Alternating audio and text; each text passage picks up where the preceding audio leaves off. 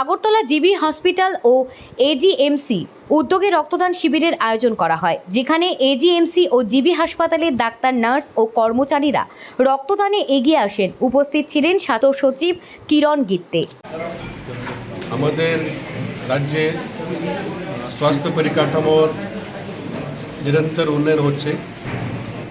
একদিকে আমাদের infrastructure, doctor, paramedical staff, equipment আমরা আধুনিক এবং আমরা যে আইপিএইচএস নর্ম মধ্যে যে লাগে সেটা আমরা প্রোভাইড করছি। আরেকদিকে আমাদের যে ওষুধ এবং অন্যান্য কনজিউমেবলস এটাও দিচ্ছি। যে কোনো অপারেশন অথবা ট্রান্সফিউশন করতে গিয়ে ব্লাডের দরকার, তো আমরা এই বছর আমরা প্ল্যান করেছি পুরো বছরই যে পরিমাণ মধ্যে আমাদের ব্লাড লাগে আমাদের রাজ্যে, এই পরিমাণ মধ্যে আমরা ক্যালেন্ডার আমরা করে নিয়েছি।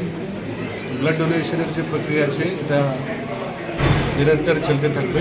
আর আমাদের সবাই ডক্টর বন্ধুরা এবং যে প্যারামেডিক্যাল স্টাফ এই ব্লাড ডোনেশন মধ্যে উনি ভালো ভূমিকা গ্রহণ করছে।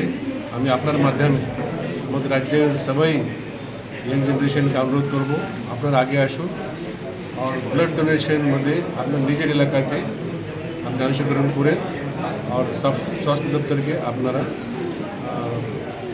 সহায়তা করুন। ধন্যবাদ। Thank you.